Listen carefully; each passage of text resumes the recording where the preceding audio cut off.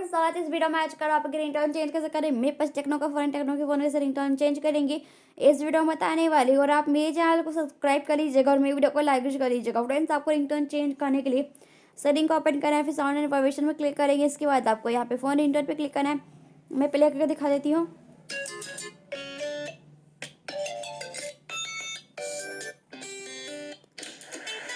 Okay पे click करेंगे, आपका चेंज रहेगा। सेम ट्यूब का भी ऐसे चेंज करेंगे रिंगटोन। फ्रेंड्स, आई होप आपको रिंगटोन चेंज करना आ गया होगा।